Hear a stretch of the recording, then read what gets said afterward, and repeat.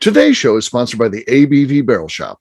The ABV Barrel Shop is located in the St. Louis metro community of Arnold, Missouri, and is the world's first single barrel only liquor store. This store is owned and operated by Steve Akeley and Jim Fosnot. Get signed up for their email distribution list to find out when the store will be opening, what their hours will be, and most importantly, what they will have in inventory at abvbarrelshop.com.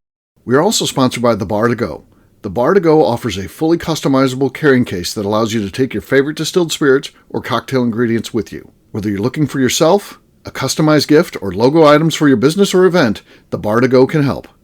Check them out at thebartogo.com. Use the number 2 when you type out The Bar to Go. Did you know Neely Family Distillery now ships its popular distilled spirits directly to you? To order, simply call 859-394-3258. Tell them the ABV Network sent you. And now, on to the show. All right, on to our next one from the Bourbon Talk Show. We have Paul and Mary Beth Tomaszewski on the show, and always enjoy talking to them. This one was kind of unique in that we had them on together, and Paul was back home. He was at his house, but Mary Beth was on the road. Remember that? She was like in a camper or something like that. Yeah, you remember and that? She's been in the desert for like a month or two at this point. Right. And they say it's something big they're working on. I have no idea what this is going to be. When this comes out, I have no idea what's going on. But yeah, if you follow along on social media, Mary Beth had been gone like 2 months at that point, and out somewhere west. So. Yeah, I think she was gone. She was gone out there when we went there for a visit too, wasn't she? Yeah, she was. Yeah. So yeah, that was one of the cool things. Yeah, going there, you definitely got to get out to their distillery. It's a fun place to go to. It's they've got it on this farm. It's just a kind of a neat setup, and they are just really good people. And the animals there, McNew, you got to like the animals. They have a distillery dog. Yeah.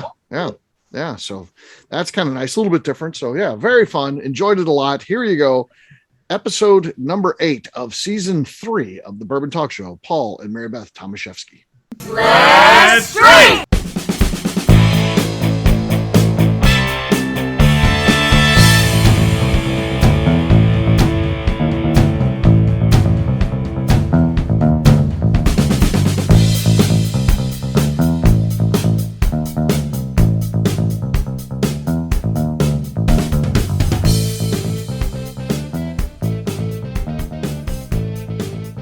Guest is half of the husband and wife team that founded MB Roland. Please join me and welcome Miss Mary Beth Tomaszewski. Hey, Mary Beth, how you doing? I'm good. Thank you for having us.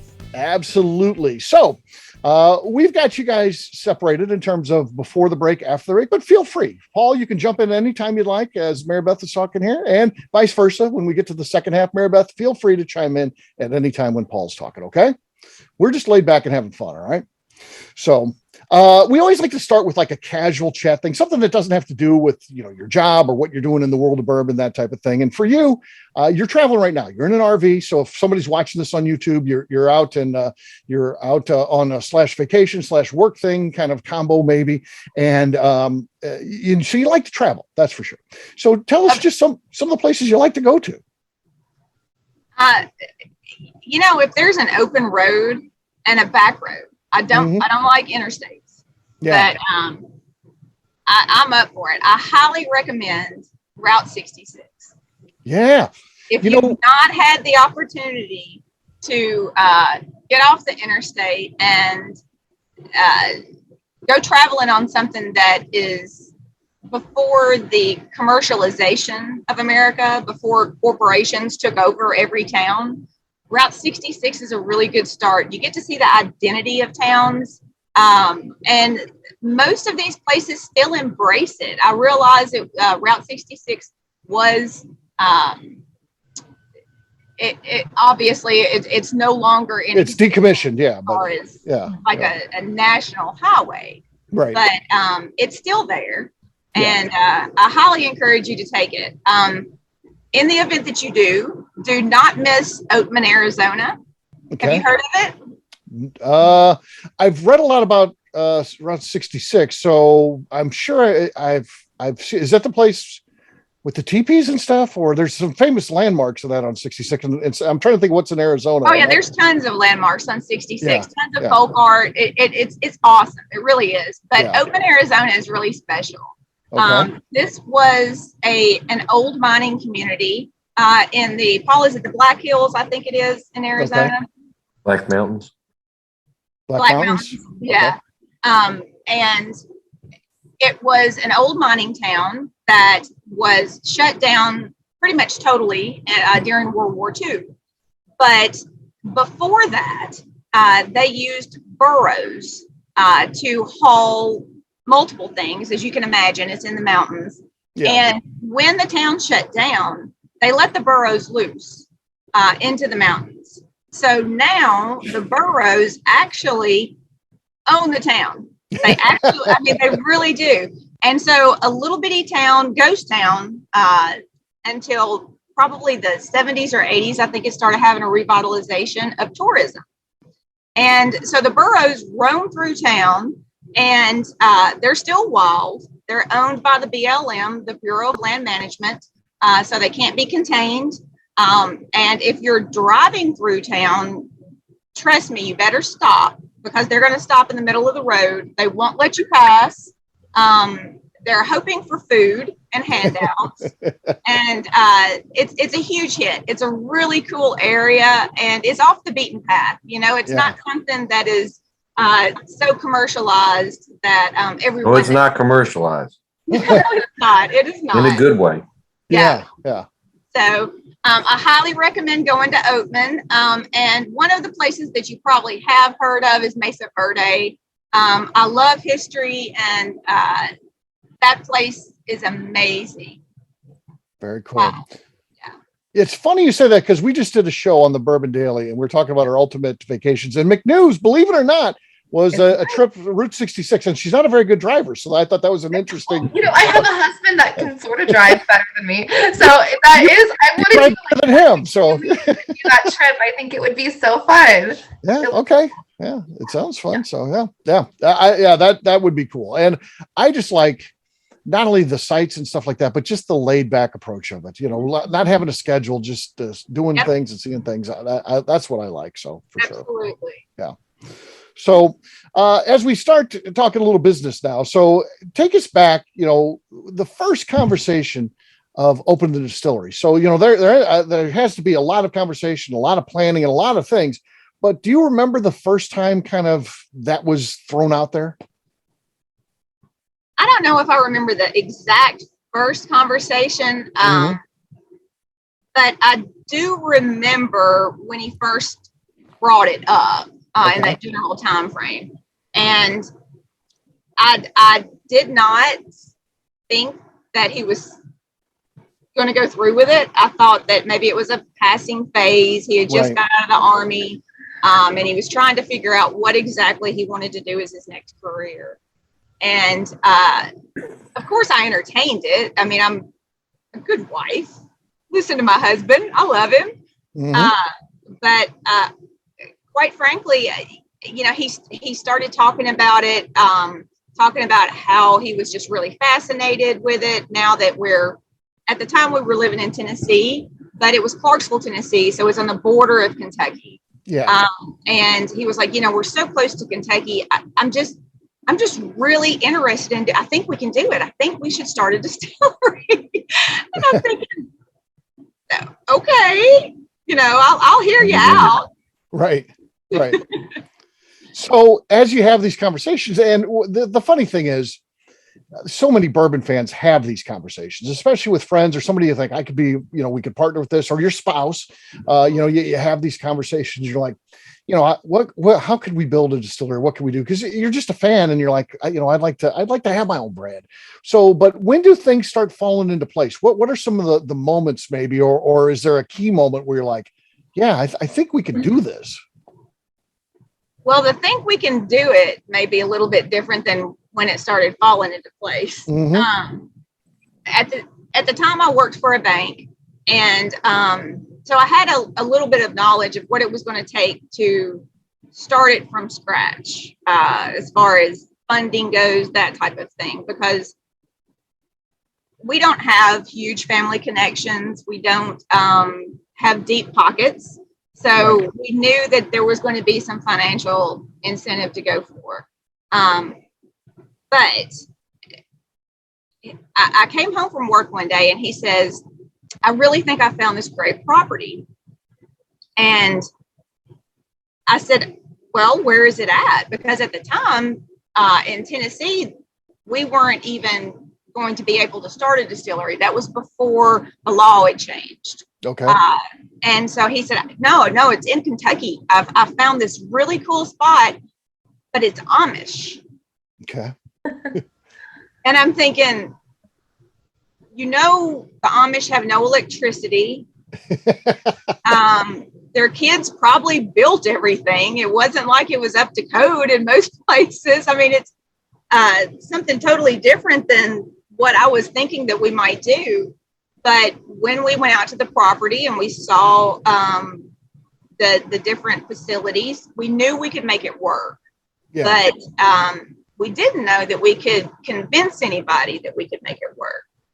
And when we finally went through all of the process and they said, yeah, we can do this. I'm like, there's no turning back now. He's serious. Right. Yeah. Well, I'll add in. She was surprised that the bank approved it. I was surprised. Yes.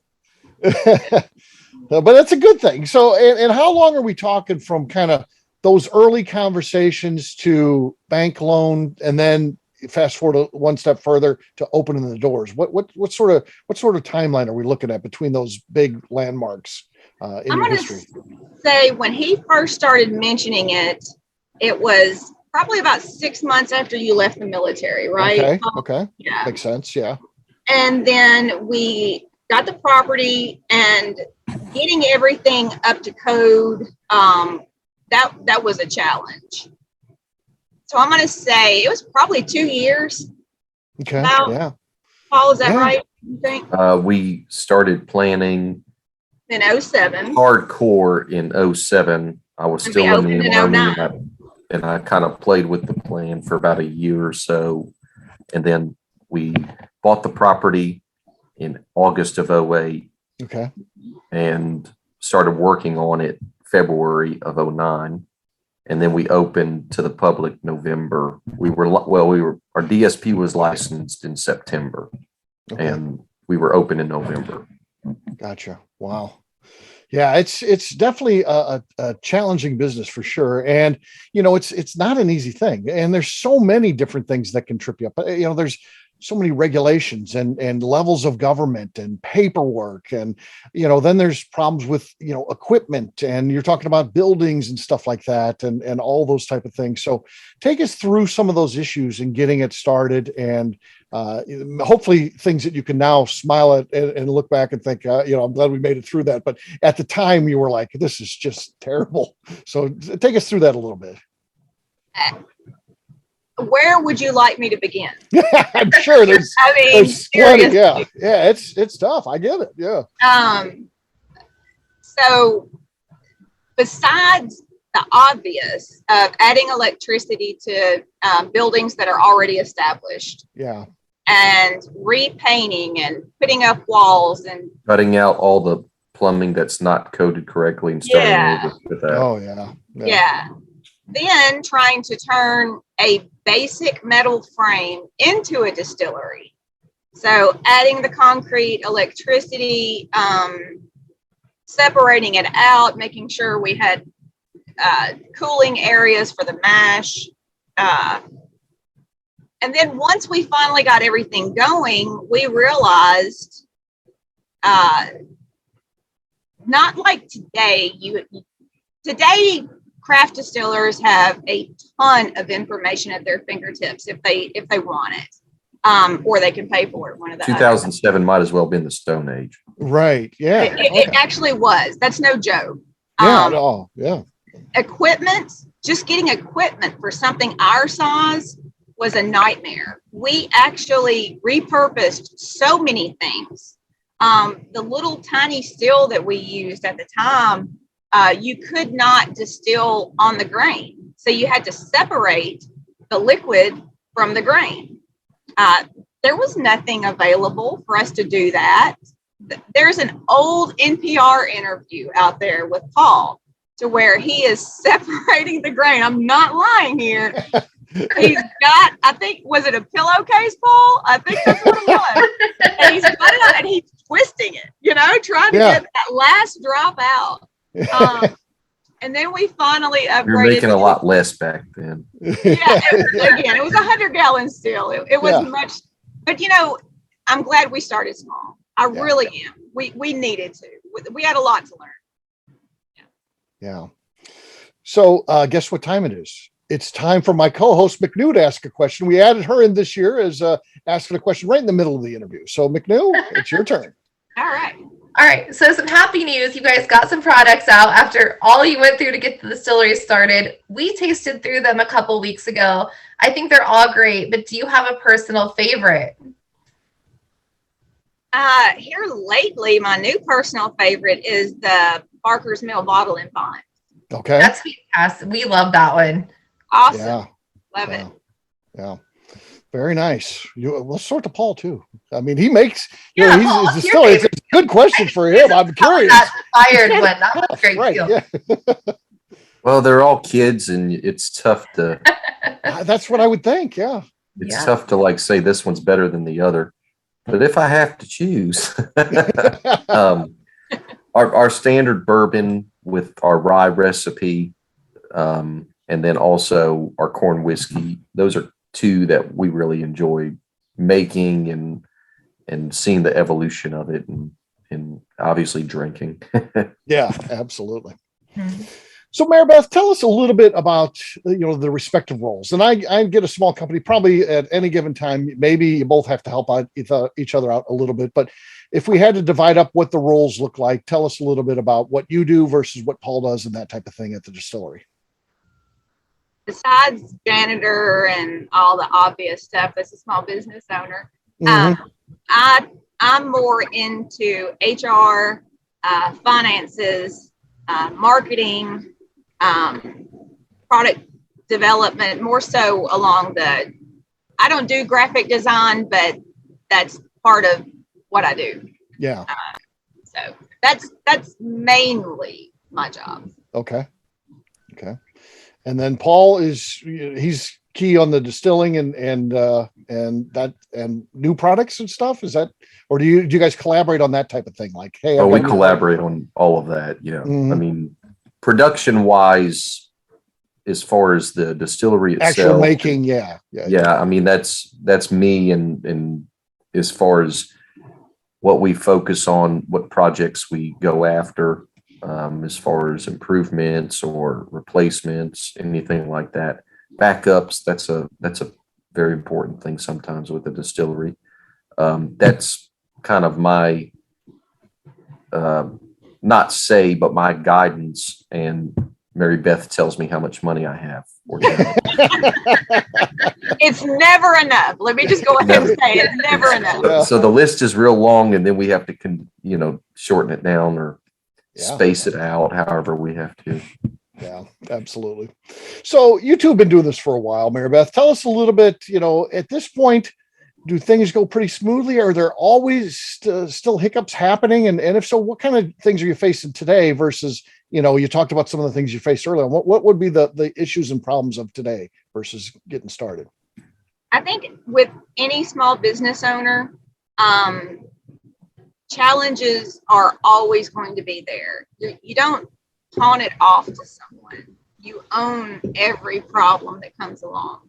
Yeah. So for us, current challenges, and I think this is with any business, I don't care if they're small or large at this point, but making sure you get the right people in place. But I will say this, I think we have a great team, and I think we got the right people in place. But when we put out a post that we're hiring or something like that, used to, there would be, 10 applications come in. We still have plenty of applications, but it's not near as many as it used to be. And I just think that the time frame is kind of has to do with it. Construction things that we have going on right now, finding building materials, finding people to do the work, getting permitted, completed in a timely manner. These projects that we're working on now have been going on for over a year. And it's disappointing for that, but you know, you work through it. We've been through much worse situations, so it's all right. Yeah, absolutely. Yeah, we had a real good training process leading up to COVID, so COVID wasn't that scary for us. Yeah. Yeah. So, Mary Beth, what is the thing that makes you most proud as a distillery owner? You know, that's really hard to. That's actually a hard question. Yeah, there's a lot of different potential answers there. I get it. Yeah, there are. What makes me really proud and really excited is when I see people that don't know that I'm seeing their reviews post that they love our product. Yeah. That is honestly what really gets me excited, because I'm kind of like Stephanie. She was saying she was lurking earlier, you know, I lurk. I'm a lurker. Yeah. Well, that's definitely, something to take a great, sense of pride for. People talking about your product and, saying they like it. I mean, that's why you ultimately start the business, right? And to see that. Exactly. Is a cool thing, for sure. There's so many different interesting people and stories from the world of bourbon. If it was a movie director came to you and said, we want to make a movie of something about bourbon, what do you think would be a good topic for them to make that movie about? Well, you know, honestly, I gave this a lot of thought, and I honestly think the Samuels family would be a really cool movie show. You know, their history you could probably turn into a series. Yeah. But I love the fact that Margie was the one who came up with the branding. She was the impetus behind pretty much bourbon tourism. If it hadn't been for her, I don't know that Paul and I would be in business, quite frankly, because our gift shop sales are very helpful, you know. Right. They've got a lot of authenticity to them. You can relate, you know. It's almost like they're the original craft distillery, even though they still had a lot of bourbon history behind them. I think Bill and Margie just really, and Bill Jr. is great. They're great people. Yeah. I think that's a good one, don't you, McNew? I think that would be. I would watch the heck out of that. Like a whole series on the Samuels family. I do think it's more than just a single movie. I think a series is done actually, but that would be fantastic, honestly. Yeah, that would be very interesting for sure. All right, last question. We always like to have some fun with the last question for a guest. And you own both cats and dogs, and we're not asking you to say one is good and one is bad. You like both of them, clearly, and that's okay. Yeah. But if you had to say what is better, what's better, cats or dogs? Not this one. You know, that really is like saying pick your favorite child. And, you know, both my brother and I were adopted, and they always treated us both the same. Right. And I'm sorry, I'm going to have to do that with my cats and my dogs. I'm going to treat them the same. They're all awesome. Well, we've got really good cats and dogs. So okay. If I came to you and I said, Mary Beth, you own cats and dogs, and I'm thinking about getting one. I don't have any restrictions that would only allow me to get one or the other. I don't know what is better. Help me. What should I get, a cat or a dog? What's your personality? Well, I'm very outgoing and fun. Want a lot of affection and kisses, and are they happy to see you when you get home, or are you like, I got home, I'm tired. You can come lay on my lap after I've had my beer or my. Yeah, maybe that. Yeah. I mean, it depends on your personality. Okay. And lifestyle. So I'm like, my cats are great because I can throw them some food and water and clean litter and leave for a weekend. My dogs are great because they love me. Like, it depends on your lifestyle. Exactly. That's true. That's true. Okay. I was going to try to get her there, but I couldn't. She had an animal the perfect answer. She had like the politician answer. She had me figured out. Yeah, she trapped me. I had nothing else I could do, so she got me. So, congratulations, Mary Beth. Thank you so much. Let's have a round of applause for Mary Beth for coming on the show. Thanks for having me. I appreciate it. Absolutely. Please stick around if you've got the time to do so. Again, you can weigh in on Paul's interview. We'll have you share, contact information, anything you'd like at the end of the show. And then, of course, we'll do a brief Q&A after we turn off the recorder, okay? Absolutely. All right. With that, we're going to take a quick break. And then when we come back, we'll be talking to Paul. We'll do that in just a few.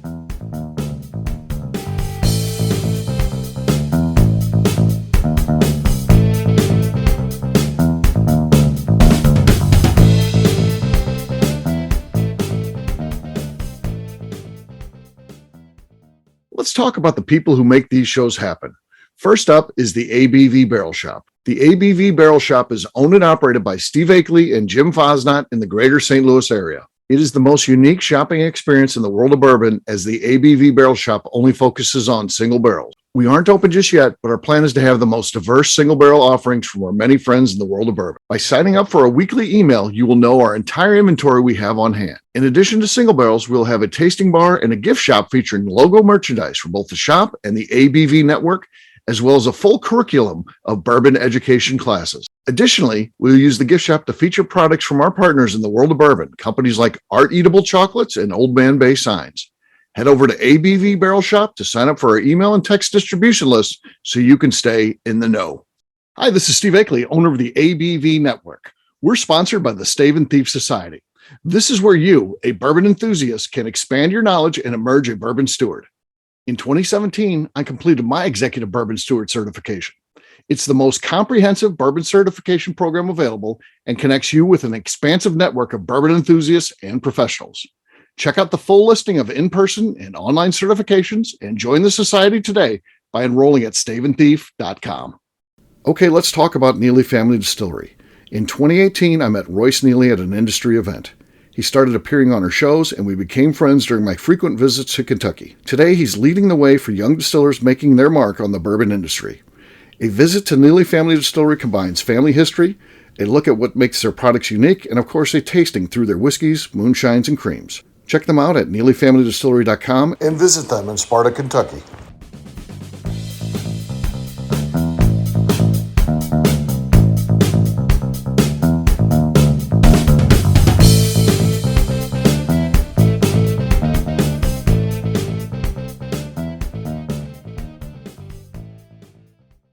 Well, go ahead, Danny. Is there something you need to say? Just sitting there saying that, plain and simple, if you're sending me to a text, you need to tell me you need to send it to me in a text. So,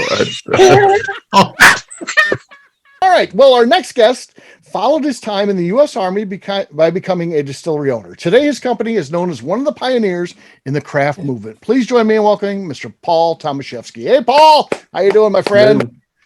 How's it going, my friend? Very well. That's good to hear. So you grew up in Louisiana, and, you know, I always think if I had to leave home, there'd be definitely some things I would miss. You know, I'm a Cardinals fan. I like the food here and stuff like that. What are the things that you miss from, you know, growing up in Louisiana? Well, you have to say the food, and it's true. Mm-hmm. You can't get boiled crawfish that easy, or properly boiled crawfish that easy where we live right now. And other things like that. The other thing too, and, you know, I've kind of thought about this the longer I've been away from home, and also even comparing it to Kentucky and other parts, other areas here in this part of the South. But there's kind of like a little bit of a subculture in Louisiana. It's that festive, friendly, ready to have a good time. And it works really well if you're a distiller. It's kind of natural. That's what you want. You want people that want to have a drink and have a good time.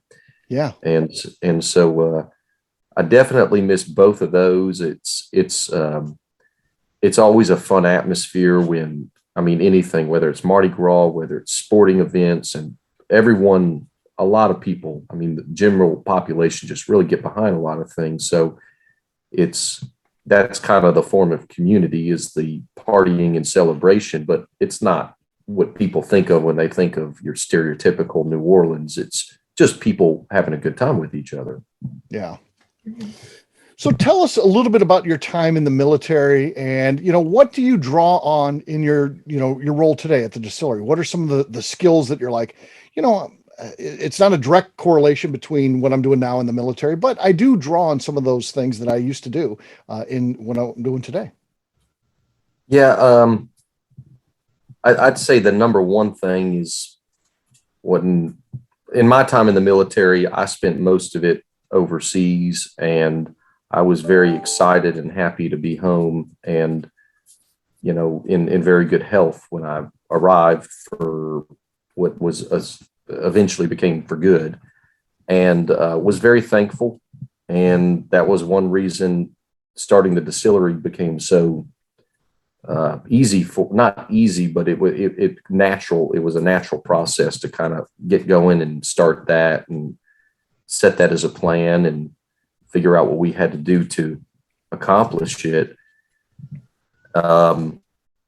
The hardest thing, to be honest with you, was once we got it going, okay, now how do we turn this into something that we actually can make a decent living off of, and we can grow and we can hire employees and have a good functioning business. Luckily, we've been able to really build our business over time with a lot of folks either from the military directly or their family, or they were children of military spouse or military family, military brat, or they are spouse of a military person. So with everyone that works at our place right now, generally speaking, there's kind of that connection and a little bit of that cultural mindset that comes from that. And in the distillery in particular, I mean, we don't do things, we're very laid back. I like to say, if we don't have to talk too much, that means we're doing a good job of working with each other. And it's kind of true. Right. Because it's a real small group. There's only 4 of us. And when we're working in there, you either got to work and flow properly, or you're going to step on each other, or you're going to, things aren't going to work the way that they need to. So it's really helped kind of evolve the business with putting people in places and having a similar background and mindset and appreciation for having done that before. And now you get to do something fun. You get to work 9 to 5 or you get to set a schedule. And I always say, the worst thing about working at our place is it gets hot and cold and all that. But I mean, you can always go outside and it's very nice and pretty with the rolling fields and birds chirping and stuff like that. And I think that's kind of the collective mindset of everyone that comes and joins the team. And we always say this is the best team we've had, and it seems like each year it keeps getting better, and we keep being able to say that over and over again. It seems like it's old, but it's a good thing to say all the time, like we do. Yeah. So as you start going down this road of getting the distillery, you ultimately find this farm, and obviously you go to the farm. And you and Mary Beth are looking at it. What sort of did you have in mind? Were you envisioning, and how close are you to that right now in this many years into what you're doing? Well, in some ways, we're not as far as we'd like to be, but in other ways, we're further along, and we're going to get even further than that. Yeah. I remember when we first got this property and we looked into the barn, that we said, okay, that's a good spot for barrels. It's set up perfectly for it. We just have to, put them in there. I remember thinking to myself, man, we fill this space up and we're not going to know what to do. I mean, we're going to be making so much whiskey, and now we're building a warehouse on top of that will hold several thousand barrels. So we're definitely further along and going to continue to grow that way.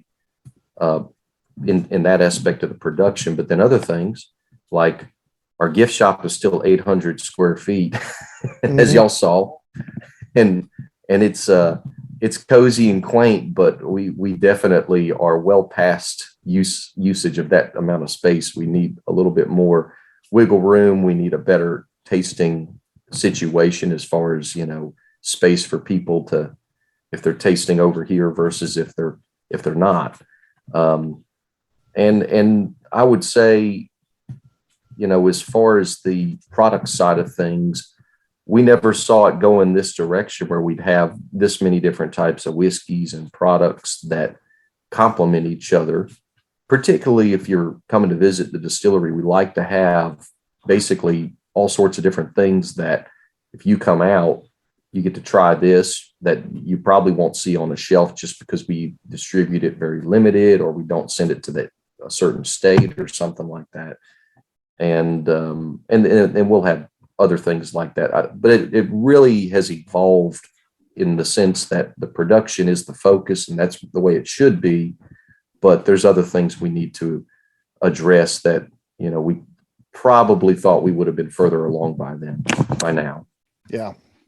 This next question is literally just a question for a distiller from someone who doesn't distill, just out of curiosity. When you fill a barrel, how frequently are you tasting that? And when's do you have a kind of a structure? I'll taste this in 6 months and then again in a year, or how does that work? So we pretty much don't taste anything until the 1 year mark or so. Okay. And then we'll start following it. And then as it's getting closer, we can kind of dial in when we taste it, where it is in the process or how close it is. Okay. And if it's something that we think is going to be ready sooner or in the relative, soon, almost present, but maybe in a few months, we stay on it. We continue to revisit it until we feel like it's ready. Other things we'll taste and, we can kind of tell, okay, this needs some time. Right. For whatever reason, based on the barrel, based on the placement, whatever. We all know how that works, where so many factors involved with that part of the process. So some of those we'll sit there and we'll go, oh, we're not checking on that for 6 months to a year. Yeah. Yeah. You've got kind of a fun product lineup. It's diverse, a lot of different offerings, and it's very cool. Where do you come up with the ideas for these things? Is it just, you taste something like, I always wanted to make this, or is it customer request? How do you come up with the things that you've got in your portfolio?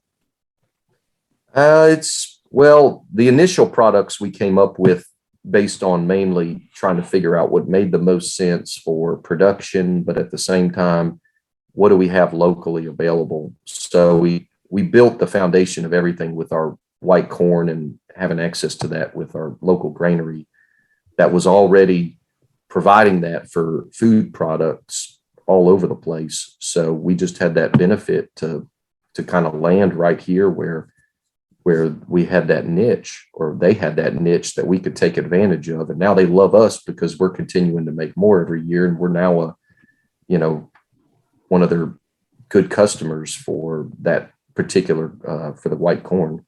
But otherwise it came down to just kind of practically thinking about, how spicy do you want your bourbon? How soft do you want it if you're putting wheat in there, or how much of that wheat characteristic do you want?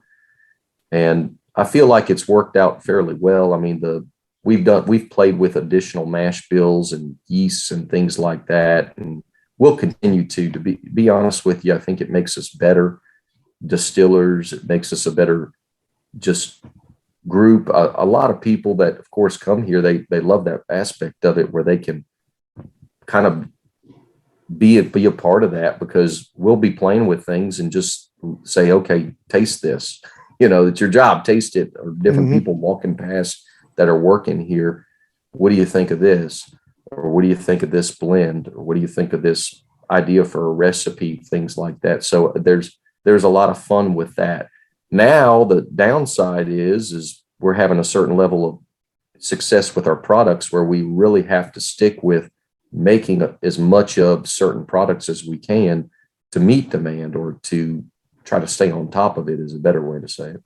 Yeah. Well, guess what? It is now time for our McNew question. McNew, do you have a question for Paul? I do. So you mentioned Louisiana food, and bourbon fans kind of go hand in hand with foodies. What is your favorite meal to pair a bourbon with? Oh my goodness. That's a tough one. That is tough. I guess I got to go with, this is not Louisiana or even necessarily Kentucky. It's probably more Kentucky than Louisiana, but you can't beat steak. I'm sorry. Yeah, steak and bourbon makes a lot of sense. I think a lot of people do that. Yeah, I think that's one of the best pairings as well. So yeah. I absolutely agree with that. So this one is always an interesting question for me for distillers, Paul, and I do ask this question quite a bit. And what do you drink when you're just drinking casually? Do you only drink your stuff, or do you drink other distilleries' products as well? What do you do? I definitely drink other products. Mm-hmm. Luckily, a lot of it is gifted to me. Mm-hmm. And so I don't have to buy it, but I do buy other products. But I will say this, as a distiller, I try to look for distilled products, stuff that actually comes from a specific place, as opposed to something that might be sourced and might be very similar to other products or other expressions that are out there from the same type of sources. So I do like to try other people's stuff. It's just, that's fun. It really is. Yeah. This next question, I'm going to take out what I would say is probably the most common answer if you're talking to someone who's gone through the process of starting a distillery. You have someone approach you and say, hey, I'm thinking about opening a distillery. I think the natural response is to think back of all those hard times and the difficulties and the money, and ends up being more than you think, and all kinds of these things. It almost feels like, don't do it. But if you run into someone who they're going to do it and they don't want to hear that, that's not going to stop them from doing it. What is some good advice you would actually give them beyond just simply, hey, don't do this. You don't want to get into this game. It really, there's two things. Mm-hmm. One is you should be passionate about the process.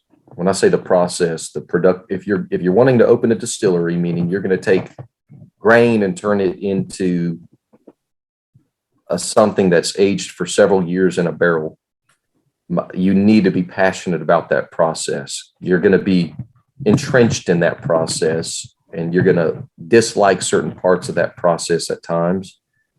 And you're going to have to be patient, obviously, if you're making it and you're trying to create that aged product at the end. But there's a lot of people that get into this business, whether it be because they want a name on the bottle, or they think, okay, I'm going to flip this and make a gajillion dollars like XYZ distillery that was sold for, however Right. many millions of dollars, which that is the exception, not the rule. But I would say be passionate about the process. When I say be passionate, you should really understand and appreciate that process and feel excited about getting involved in that. And because that's everything. The other side of that too is, I was laughing earlier because Moonshine University is going to get another plug here. All so right. they get a twofer. We're going to invoice them for that. That's right. An extra one on the show. Yeah. That's right. And I will full disclosure, I work with them on one of their courses, but to be honest with you, it's well worth the money spent to go and figure out if you really want to do it, with all of that information put in front of you. And Mary Beth was talking about how now the resources and the things that are out there. I mean, I was just thinking about that a few days ago about, you can on your phone or there's people out there, there's resources, there's organizations that you can really get a lot of information and get a lot of access to a lot of things that really can help you put together kind of a decent business plan, or an idea of a business plan that will at least get you to a spot that you can figure out, hey, can I get there? But Moonshine University, probably as far as I know, does the best of that, where you can go to their 1 week course and be immersed in all of that and figure out by the end of that if you're going to go through the process. I'm sure there's a few others that are done like that. I can't speak of them, but some type of education opportunity like that is something to definitely get into, because this business likes a lot of things, but it really, really likes money. I mean, it likes money so much that it's whiskey and money. That's like the two things. I mean, it takes so much of it, right? Yeah. What's that? It takes so much of it. And I will say this, there's a lot of times you have folks that do, reach out and say, hey, what about, can you give me some guidance? And we do. We refer them to Moonshine U. And then if the comment comes back and it says, we don't want to spend that money, you do not want to get into distilling. This is the last. If you're scared of spending a few $1,000s to figure out if you're serious about it, yeah, great point. This is then you do need to run away, and you never need to even think about doing this business. Yeah, Definitely. That's good stuff.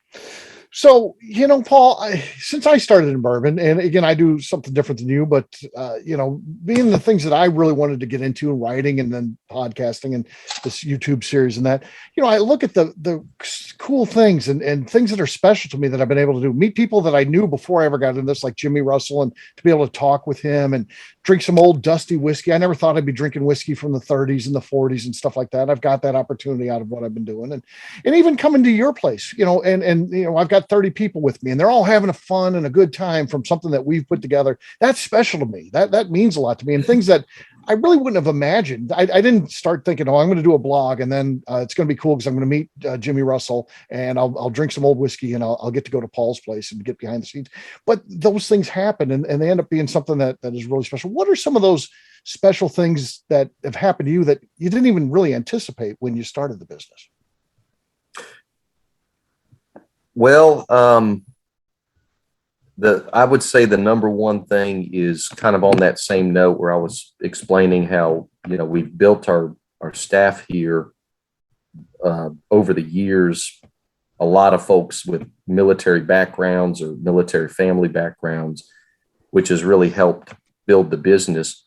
But on that note, same thing goes with the industry. When we got into the industry, there were so few distilleries or craft distilleries, micro distilleries, however you want to say it, that there was just a handful of us. And particularly in Kentucky, we've all kind of gotten along and grown up together, some of us that have all come into the business at about the same time.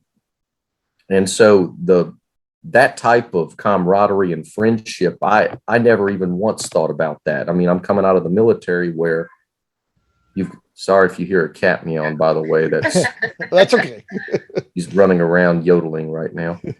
But the camaraderie in the industry that we get to be a part of is akin to the military. It really is. And it's a very small distilling industry, just like used to say in the Army when I was there. It's a very small army because you see people all over the place that you know and that you work with. But particularly in Kentucky, it's a very small state, not a lot of people. It's a large state area-wise or relatively, but I mean, it's a very small town or small mentality, people know people kind of situation, and the distilling industry is definitely of the same vein. Mm-hmm. And it's been a lot of fun growing up in the industry with some of these other distillers that, Sam Rocket, Bluegrass Distillers, the Pogues, those are friends of mine. Dueling Grounds. I mean, I'm going to miss people, so I'm going to quit naming at this point. But yeah. a lot of friends in the industry and outside of Kentucky too, but particularly those of us in Kentucky have worked together, whether it be trying to make the laws a little bit more reasonable so that we can run our businesses like a winery does or like a brewery does typically, and having those same kind of capabilities. And especially when you're small, to be able to have that as a resource to grow your business and the flexibility. So that the camaraderie, the brotherhood, fraternity, however you want to say that, sisterhood, brotherhood. When I say brotherhood, it's interchangeable. Yeah. The next question, what does it feel like when you're at a bar or a restaurant and you see somebody in an MB Roland t-shirt or hat? Is that special each and every time you see that? Because, you and Mary Beth start the brand and it's your brand, but then it also kind of becomes your consumers too. They feel invested in it, where they're willing to walk around with a hat on or a shirt on. And is that just super cool to see every time you see that? It's cool, but the problem is I'm usually going, Oh man, I hope they don't recognize me.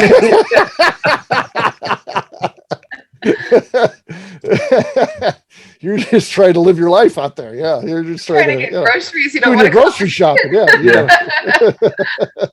You got your to-do list and you need to get home. So yeah. So that's interesting to me to see that. And of course, and the other thing of seeing your product on the shelves, I wouldn't think that would ever get old. I would think every single time you turn the corner and you're down the bourbon aisle and you see your whiskey on the shelf, I would think, oh, that's cool. Right? It is cool. It is cool. Mm-hmm. Actually, I haven't seen it on many store shelves for a while because COVID, we haven't been running around doing a whole lot of stuff as far as marketing, and I've been hiding in the distillery anyway. Yeah. Last question, and this one's a little bit reflective, and I think the knee-jerk reaction would always be, I wouldn't change anything because you've got a great company, you got a great wife, you got a great life. But is there anything you could change in your life? Maybe something even small. I always think about myself. I had a corporate job for 20 years, and the last 10 years were completely miserable. And I wish I would have made the jump into what I'm doing now 10 years earlier. So nothing changed in my personal life. I like, my personal life, but if I could have done that a little bit earlier, I think I would have been, it just would have been better. Anything like that in your life, one little, thing you twist just a little bit? I would say, I can't think of a whole lot of things that I would do particularly differently. And in our case, we started the distillery when I was 27. So that was probably one of the best things that we did because, you're aging a product and you're building a business for many, many years and everything is delayed, everything. Right. So anytime we say, okay, we're filling this much more barrels, there's a X amount a year or Y amount, just depending of a delay until we get to realize that. And what the reason I bring up my age whenever we started the business is because at least at this point, we get to grow with the business and see it evolve versus if we would have done this at a much older age. So I can't really think of a whole lot we would have done different except one thing. Okay. Ooh, and I'm on the edge of my seat. Here we go. And right now we get to brag and make fun of everyone else who does this because we never did. But if you're holding a gun to my head, I will say that we would have bought whiskey to start with. Yes.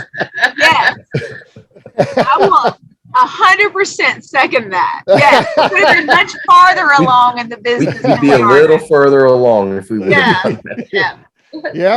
All right. That's in good. our defense, the market was different back then, and getting sourced whiskey was not the same process or the same type of situation. Not that it's easy right now.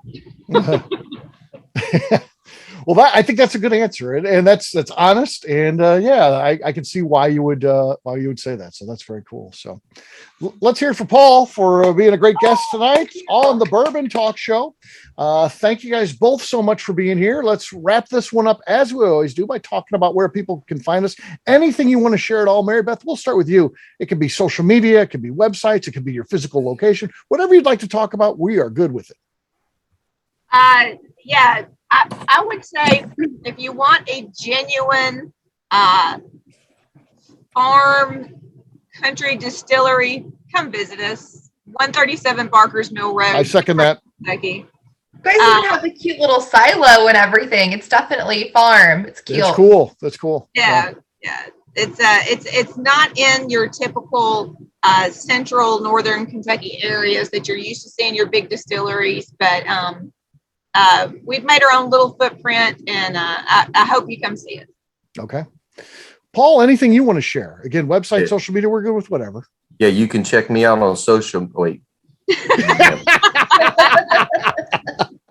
doesn't have social media. You can come see me at 137 Barker's Mill Road, Pembroke, Kentucky, 42266. There you go. I like that. All right, here we are enjoying vacation, and we'll wrap this one up as we always do by talking about where people can find us. Justine, we'll start with you. Where can people find you? You can find me at JA_Mays on Instagram. You can find our shop at abvnetwork.com and on Instagram at ABV Network Shop. All right, McNew.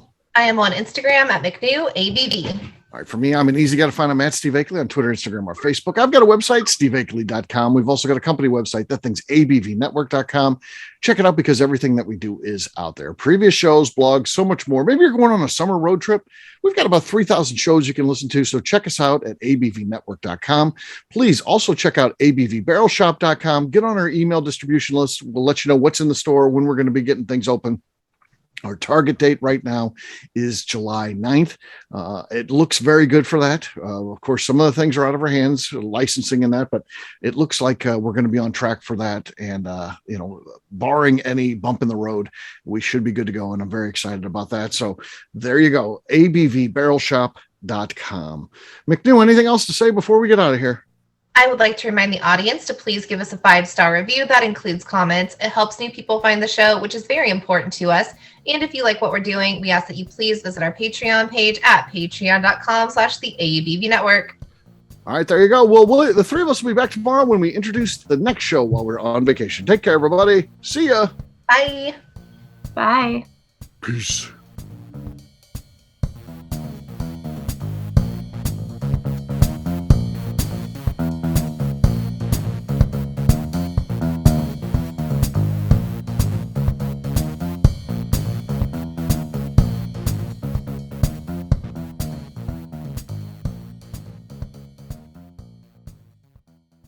Before we finish the show, let's talk about some great companies that support the ABV network.